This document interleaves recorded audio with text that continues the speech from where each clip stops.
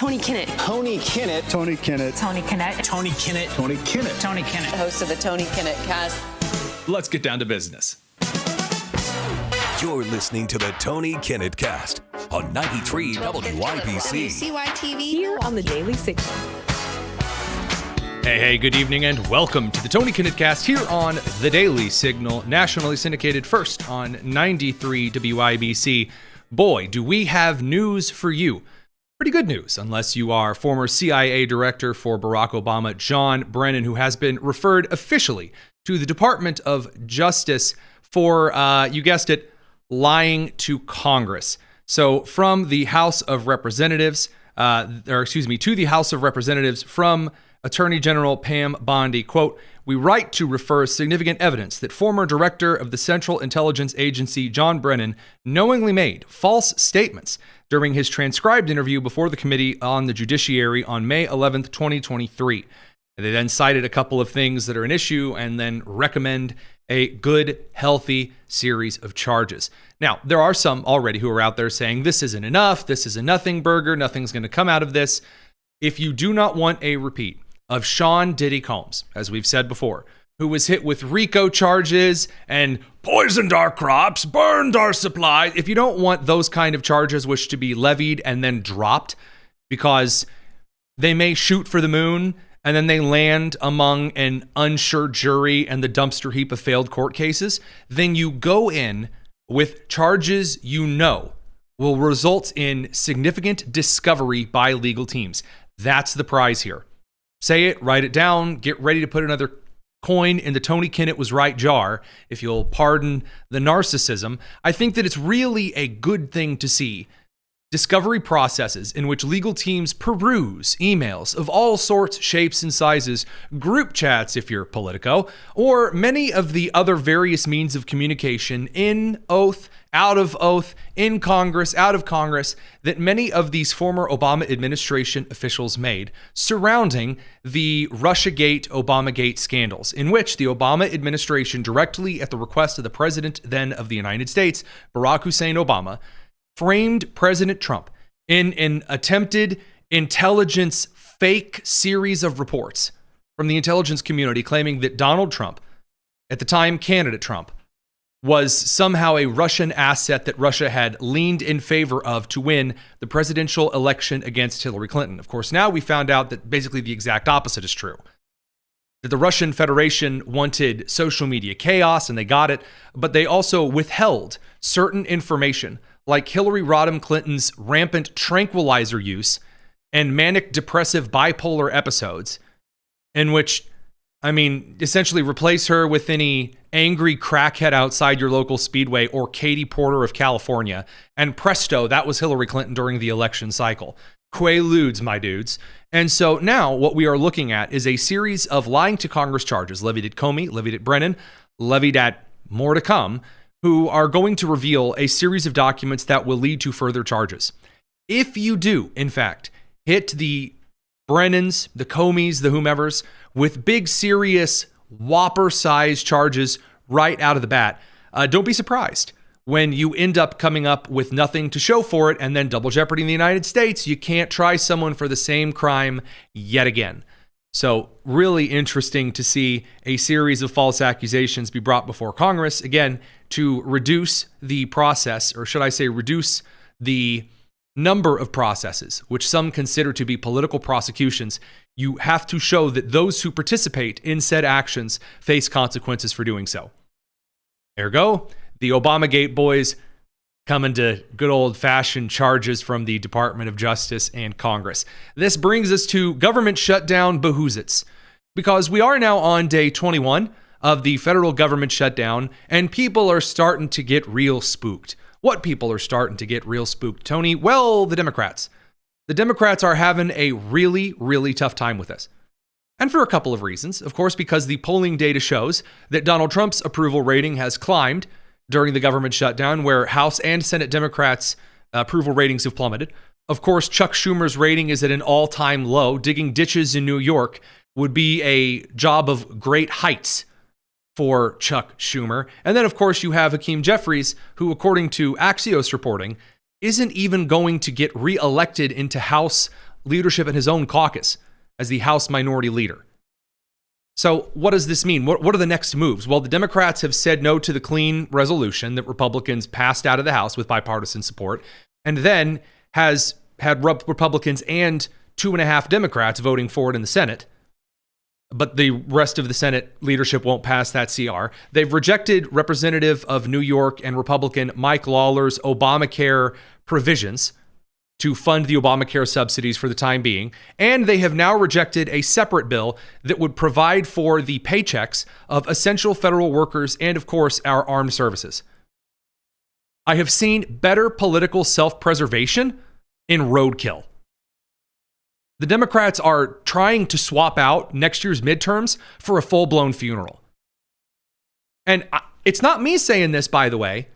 Not just conservative out of Indiana, Tony Kinnett, making these accusations. Here is Senator John Fetterman, Senator Betterman, as he's called, out of the purple swing state of Pennsylvania, with a lot more common sense, apparently, than Hakeem Jeffries, House Minority Speaker, or, of course, Senate Minority Leader Chuck Schumer.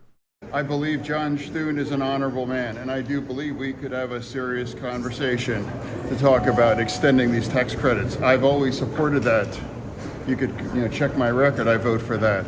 And now no one can control what the president wants to do. I mean, he's going to do what he's going to, whatever. But I do believe it's entirely appropriate now. Open it back up. We have to now, even people in my state and SNAP is now. Now, like, people need that to eat. So he's pointing out SNAP benefits, people needing that to eat, food stamps, welfare assistance. And now this is about who's winning. Who's like, well, America's losing. Now, this is a really interesting comment because you don't hear Fetterman going, well, Republicans, they need to change everything and pass a new bill out of the House and out of the Senate. No, he's saying, guys, just vote for the bill. It's a clean resolution. SNAP benefits are going down. Now, that means two things. First of all, there are a lot of Americans who are on certain welfare and entitlement programs who are going to see their benefits cut in November. Now, unfortunately, there are some people who have been reposted and retweeted on their various TikTok videos and Instagram reels who have decided to use the SNAP cuts expected if the government continues to be shut down as justification that they're going to go out there and steal stuff then. Which I don't know if announcing that you plan to steal on camera is the wisest move, but here you go. Donald motherfucker Orange Man J. Trump. I'm gonna tell you just like this. What the fuck you mean? Who ain't getting that goddamn food stamps in goddamn November? Cause I'm getting my goddamn shit. I don't know about the rest of you motherfuckers, but I'm getting my shit. Cause I'm gonna tell you just like this on Lamar motherfucker Crocs. I will be at motherfucker Walmart with my steel toes on and my motherfucker helmet, and I dare a try to stop me from walking out that motherfucker store with my groceries. Baby, I'm 250 pounds solid. Baby, you want to see a human motherfucker bulldozer, baby? Because that's what the I'm going to turn into. If you think you going to stop me from leaving out that goddamn store with my motherfucking monthly groceries that I get every goddamn month, I ain't bothering no goddamn body, okay? Why the fuck is y'all bothering me and my goddamn food? I'm just so tired of his big back, bald head, cradle cap having shaped like a motherfucking penguin any motherfucking way, albino motherfucking walrus looking. I'm sick of him. Like, it's gonna be an episode of goddamn Snap if y'all turn them goddamn Snap benefits off, I can tell you that. We do have a record for the most swear words and also the highest cholesterol of any previous Tony Kinnett cast clip aired on the show. Lovely. Truly delightful. As Michelle Obama says, no one ever gives some of these brave, extraordinary women a chance to express their pain. Boy, I'm convinced right there. I say give her all the SNAP benefits right now, just immediately. Also, I love it when someone says steel toes and they essentially pick up a pair of Asics sneakers. Those aren't steel toes. Again, the weirdest things that you think that I would care about. But after working on a factory floor for a while, the difference between steel toes and just some slightly hard toe sneakers that you got down at Shoe Carnival, that kind of matters. Can I get a shout out, my forklift certified people? All right, anyway, moving on. So this brings us over to other people having a significantly rough time expressing their inner pain. Karine Jean-Pierre, who is on, I don't know if she's on a book tour, or a finger painting tour, or a historic, I'm out here, put me on TV kind of a tour. But Karine Jean-Pierre has now moved on from being asked about why she's covering up for the mental death of Joe Biden and the weekend at Bernie'sing that took place during his administration. Now she's moved on to calling for action right here, right now. As we know, Karine Jean-Pierre, a brilliant orator who has called for the most incredible, intelligent, and measured approaches. Well, let her speak for herself. And right now, in this moment, there's an existential threat. Our democracy is hanging by a thread. Some people would say we're already an authoritarian regime. And I need to see teeth. I need to see fire. And not just me. Many people are worried and concerned. I need to see teeth. I need to see fire. So obviously, that's a rather irresponsible thing to say, given, the mostly peaceful protests and the burning down of American cities, or the firebombing of people in Aurora, Colorado. Obviously, that's irresponsible. I have a more significant issue here. I need to see teeth. I need to see fire. This sounds like one of those cheap romance novels women try to convince themselves isn't porn. This is the best you got? You don't have we're going to talk about this later with Stephen Kent and Elise McCue, but I think it might be time to roll out the AI for this one. Because rolling out Karine Jean-Pierre ain't the move. I'm not sure they can pull out anyone that's worse. I'm pretty sure that I've heard better lexicon and explanation from Wanda Sykes on 3 NyQuil. But I digress. The View is also having a really rough time. I'm not going to play you any clips from The View, so be rest assured there. The View's having a particularly strugglesome time. That would be because they got out on television on Tuesday, October the 14th. And the cast of ABC's The View whined and mewed and harumphed over Republicans apparently not wanting to come on to the program and talk with him. So according to co-host Joy Behar, Republicans are, and I quote, afraid of us. Now here's the problem with that. See, people do in fact watch clips of The View after the Newsbusters and Media Research Center end up clipping it for me and posting it online, so I don't have to sit through that PMS nightmare. But I digress. I should really say menopausal nightmare might be more appropriate there, but I'll move on before we get too many emails. The Republicans, conservatives, independents across the social media and internet sphere immediately said, yeah, come on. When? You have on ladies, dudes, as Representative Sarah Tim McBride would say, things in between.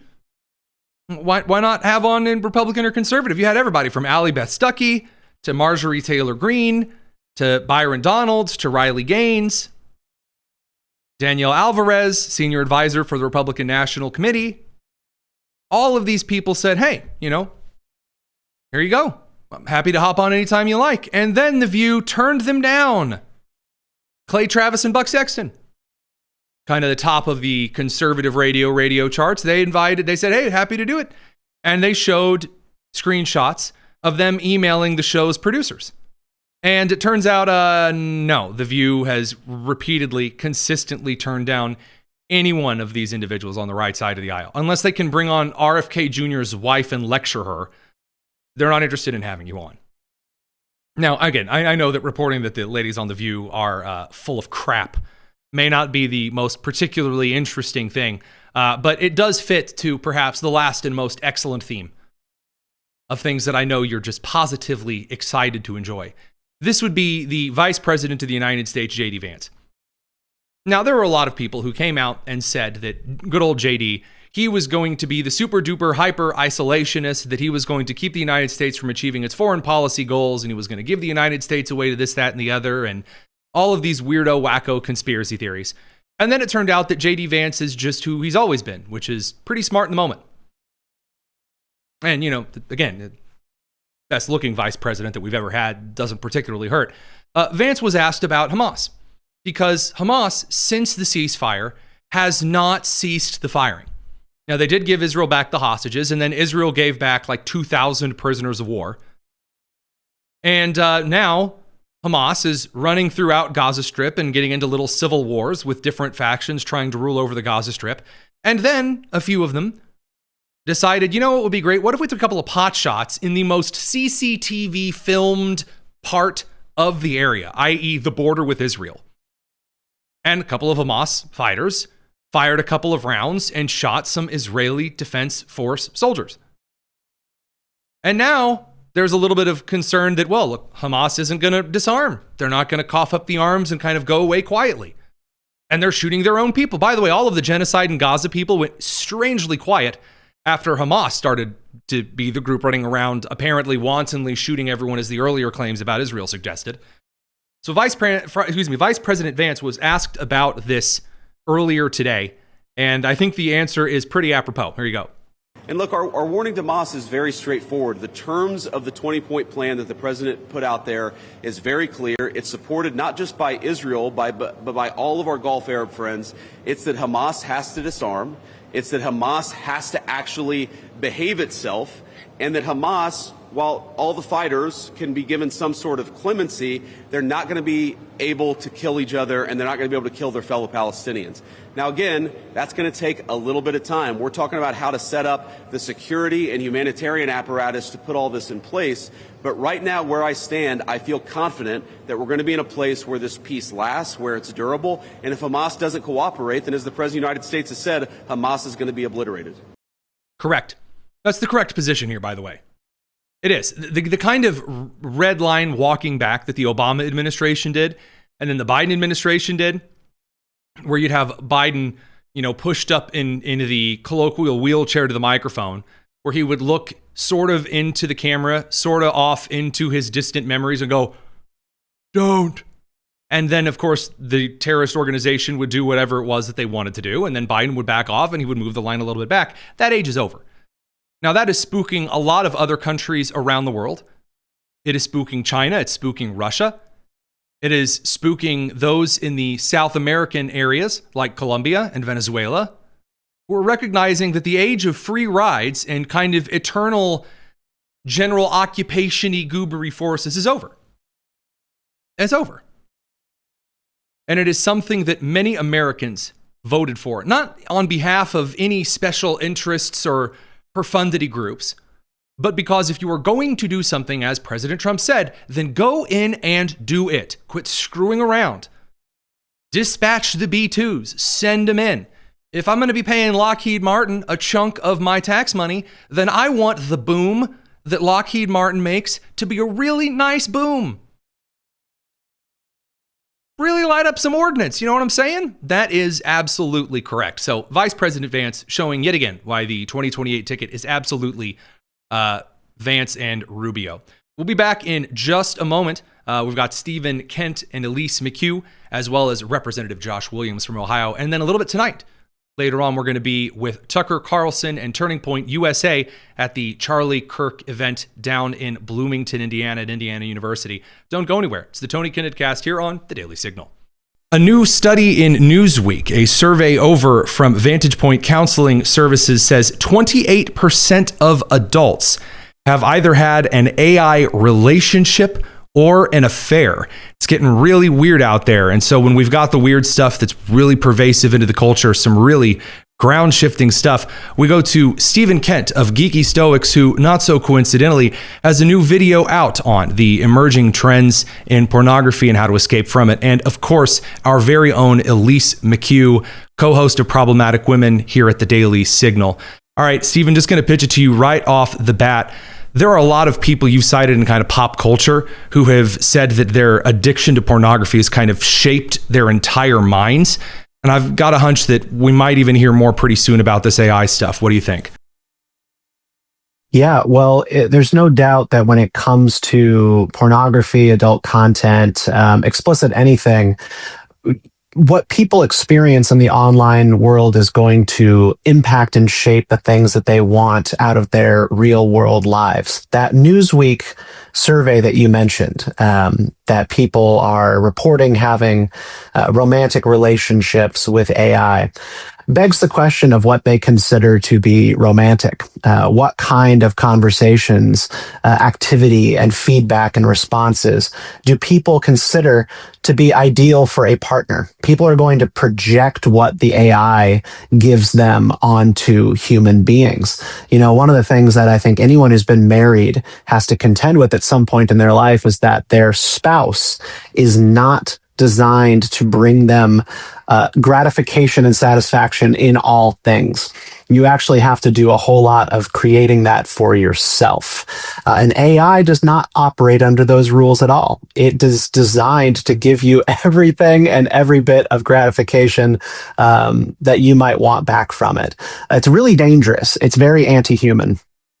Elise, I know that you're on kind of the other side of the marriage threshold there. You are in a rather interesting dating environment with the youths. I know a lot of guys are just choosing the AI model over going out there and dating.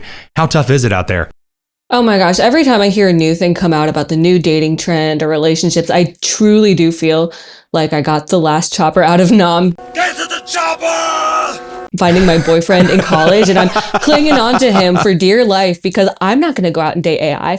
But if I'm not going to do that, turns out half of my dating pool is going out and doing that. It's truly frustrating. It's very dystopian. It's like that movie Her, and we all laughed at that and was like, oh, what a silly concept. But it's coming true every single day, and it's really freaky. I think my generation just needs to go to church, not therapy. They need to go to church and just figure out what actual love is. Stephen, you talked about this on the video. You talked about garbage in, garbage out, and how that kind of pornography warps your entire mind. Of course, now AI warping literally the relationships that you cast on people.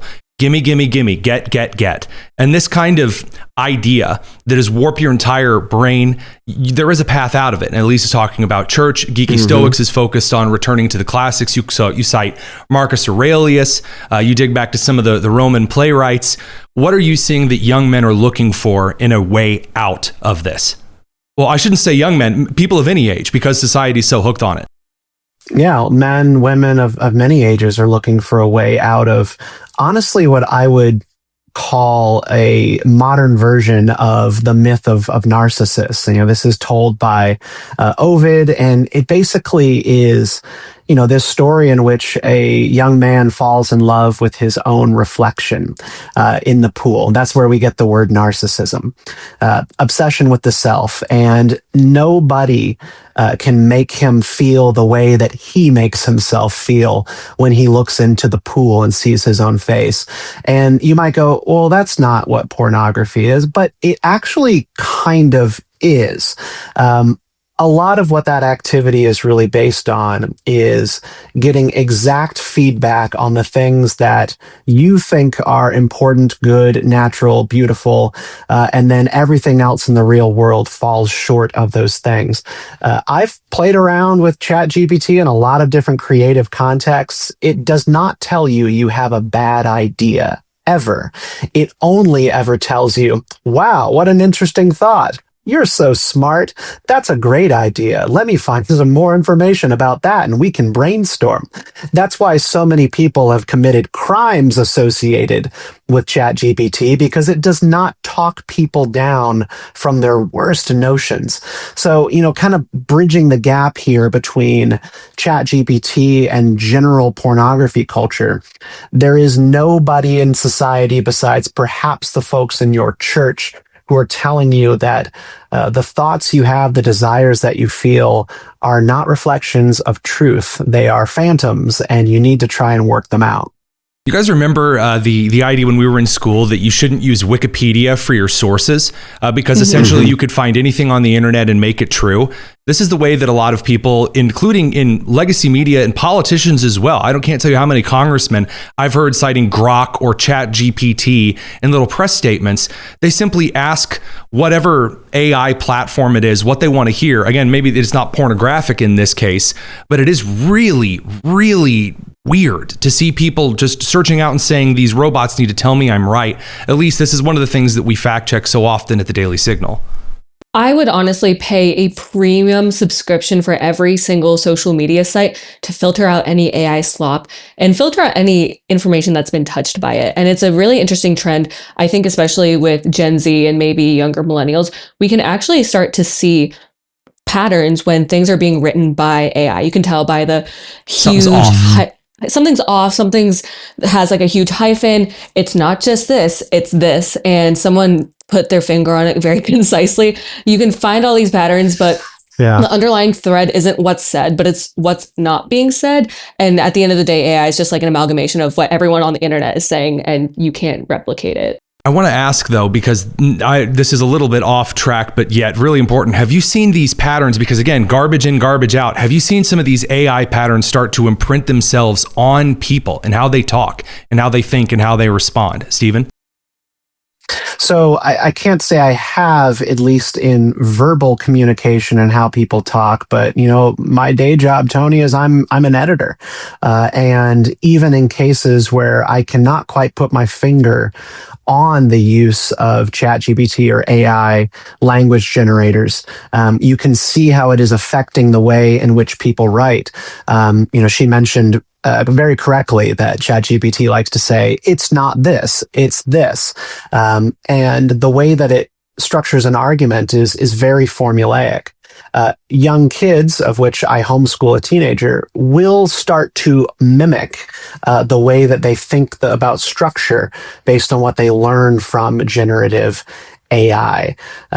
This is going to be something that we sort of see develop the same way slang develops. It's just in the water. It's in the air that we breathe. You don't even know you're doing it until you realize your entire style has changed. And it's not just not knowing what you're doing regarding the tech side of things. Think of Sora. Think of the new video platform. Because if kids are, again, if we reading, again, garbage in, garbage out, if you're reading all of these AI prompts and you're starting to write and communicate like the AI, then it is very feasible to believe that Sora and the other AI video platforms and the facial expressions and the actions that are shown on screen, not only being used as AI slop to convince people something happened or in kind of AI memery, you run into some really scary stuff where some truly terrible acts can be portrayed as though they're run-of-the-mill, natural, maybe morally good, at a time when we're looking at the kind of rhetoric that causes mass hysteria and violence.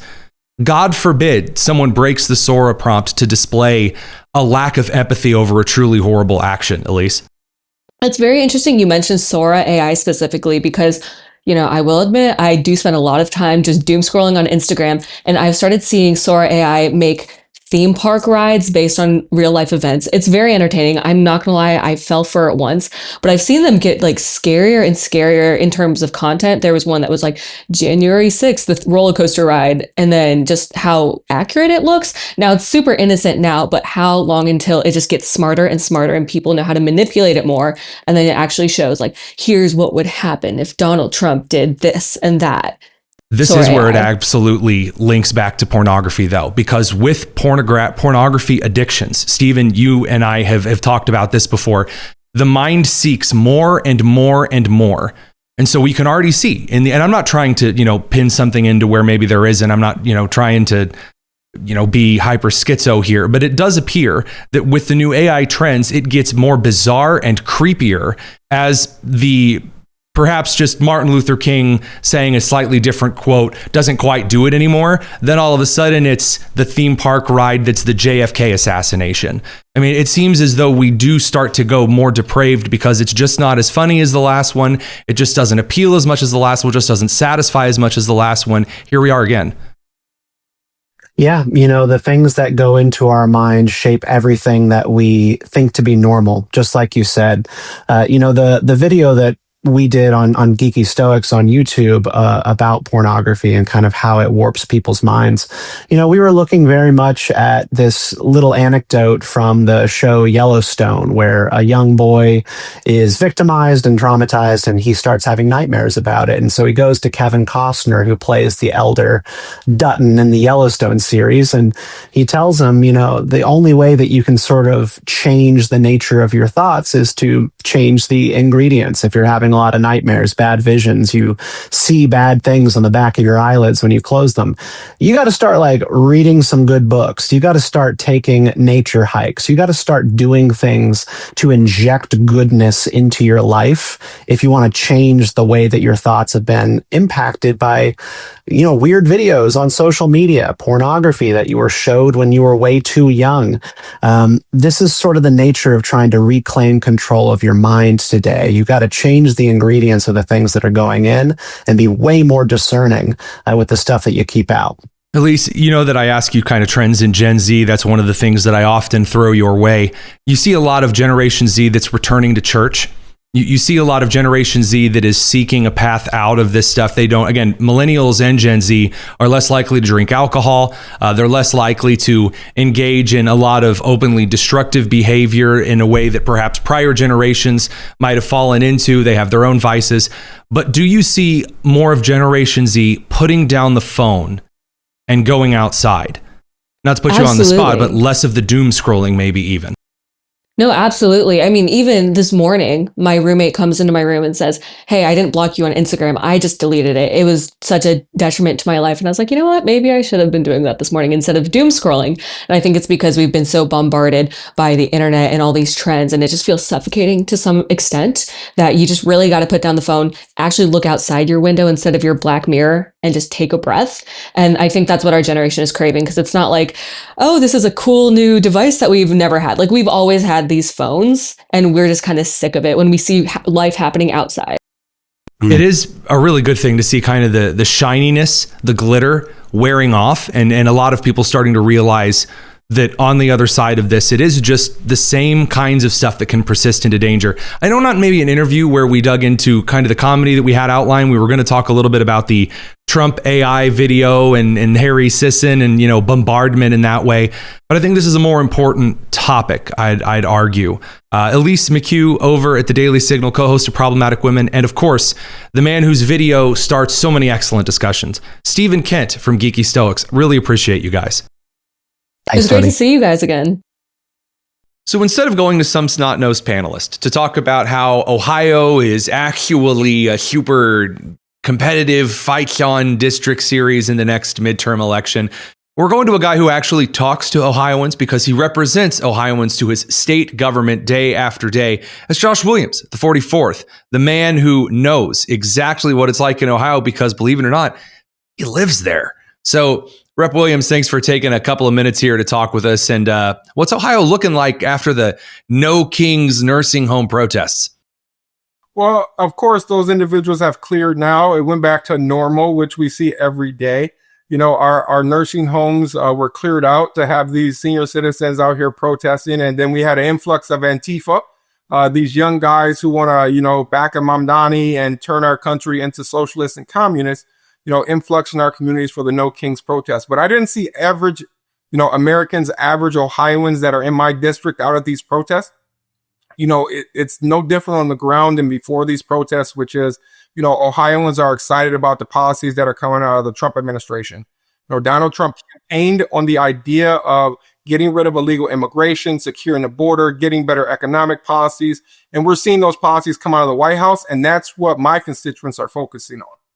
So when I look at the polling data here, when I actually see what Americans are concerned about, I'm not seeing anyone say, oh no, democracy is dying and we have a king in the White House and everyone's really, really, really worried about that. That is what the messaging that's being trotted forward, it seems to suggest. But when I look at again, what people are running on in Ohio, I know obviously you're not the only one who's currently up in that position, also up in the 9th congressional. You are in a position where you have to take all of the local messaging in Ohio and fight that as well. I know the Democrats are trying to revive Sherrod Brown's campaign for the 436th time, basically Beto at this point. So what on earth are we going to see moving forward in what's likely to be one of the bigger battleground states is kind of the key things you guys are fighting tooth and nail on messaging style over there? Well, you're going to continue to see Ohio as the epicenter of the political realm. You know, right here in the 9th Congressional District where I announced my candidacy, we have a great campaign. We've been on the ground talking to constituents, not only in the inner city of Toledo and Lucas County, but in also surrounding rural districts as well. And the messaging is a little bit different in each one. We want to be concerned with our investment in our rural communities, the cost of building houses in those communities, the availability of jobs in those communities. In the inner city, they're worried about crime. They're worried about immigration. They're worried about the resources being reallocated towards these illegal immigrants, like what we saw in Chicago, where the minority, the impoverished, the seniors, their interests are disregarded for the illegal immigrant that just arrived in America that has no skin in the game. Americans are fed up with that, and that's why you saw a popular vote that elected Donald Trump as the 47th president. You saw in that same election cycle, Ohioans rejected Sherrod Brown loud and clear and put in our senior senator and Bernie Moreno. And those policies haven't changed in the year and a half that we've seen, less than a year since that election cycle. So we're looking forward to the 2024 election cycle. We're going to pick up some seats here in Ohio. We see that Ohio is getting redder and redder because the Democrats keep doubling down on these woke policies, these protectionist policies of illegal immigrants, and they're out of touch with the average blue-collar worker here in the state of Ohio. Now, that's actually one of the things I wanted to ask you about, because in Cincinnati, in Dayton, in Cleveland, of course, up in Toledo, as well as in Columbus, there have been some immigration operations. And unfortunately, in Chicago, when there are immigration operations, the city and state government in Chicago and Illinois, they don't work with federal officials. Things get to be quite a mess. Yet, though there are some of those same kind of immigration operations in several of your major cities, including Toledo, in Ohio, you don't really see some of the same violence and nonsense. What's the difference here? Is that we introduced legislation out of my office to make sure that they would be punished if they decided to have these sanctuary city policies. Although Cincinnati and Columbus mayors and Cleveland mayors have come out and said that they're not going to cooperate with ICE, they're not actively obstructing, because my office introduced House Bill 26 back in February, which would defund sanctuary cities here in the state of Ohio. It was a clear message, a clear shot across the bow that we're going to use what's known as conditional funding, that if you want to try to have these sanctuary policies, we're going to defund you from a state level. We're going to take away tens of millions of dollars out of your local budget and let your local constituents decide if they want to actually be taxed more because you want to provide sanctuary policies to illegal immigrants. We saw what happened in Chicago when Chicago reallocated a ton of resources to illegal immigration. Minorities came out in droves to the city council meetings calling for reform and promising to vote red. And we saw that vote actually happen. The most minority votes ever for a Republican president in decades happened because of the drive for reform in cities like Chicago. So if you're actually kind of advocating for these series of policies, there's a strange, how do I put this? There's a strange facet to the Midwestern kind of Rust Belt voting demographics, union workers, kind of 90s labor populists who are more centrist than a lot of those on the right, and they are far more to the right than a lot of those on the left. And you can see when there are certain policies that kind of go against what we would call in the Midwest is kind of a common sense. It makes sense to focus on people in your state before illegal immigrants or anything of that nature. The union voters are kind of a touchstone for, or well, not the union voters, but the guys who work in factories, your steel mill workers, et cetera. Those are the guys who will act as kind of a flashpoint, a thermometer, if you will, for whether a policy really hits home with Ohioans or Michiganders or Hoosiers, et cetera. How are the kind of industrial labor class demographic responding to Ohio's efforts to work with federal law enforcement as opposed to how Illinois is doing so? So we're seeing more and more union workers and union leadership side with the Republican Party. We've seen it in our election cycles. I had tremendous support in my first two elections from labor unions. They care about social economic policies. At first, they were agnostic towards the Democrat policies, but then it changed. They started to force those policies down their throats, making it where their kids had to compete with boys and women in girls' sports and let boys go into girls' locker rooms. Enough was enough. Then you had the Biden economic policies that drove up the cost of every item, by inflation. We saw that. So why does it benefit you to be part of a union and make a higher wage if every item then costs more? And we saw that shift in the union vote. And more importantly, they care about America. They care that American jobs are given to American citizens and especially union workers. And that's why we've supported E-Verify legislation here in the state of Ohio in our construction trades to make sure that Americans are the ones benefiting from the boom, the economic boom that we're seeing in Ohio, where we're attracting businesses like Intel and Andro and Honda and seeing record investment even here in my district here with the Jeep plant and the investment that we're going to have here on new products that are going in. You know, we want to make sure that Americans are benefiting from America First policies, and the unions are supportive of that. I can see why. Representative Josh Williams, great to have you on. We'll have you back as things get a little bit spicier in the election cycle, but thanks for what you do for Ohio. Thank you for having me on today.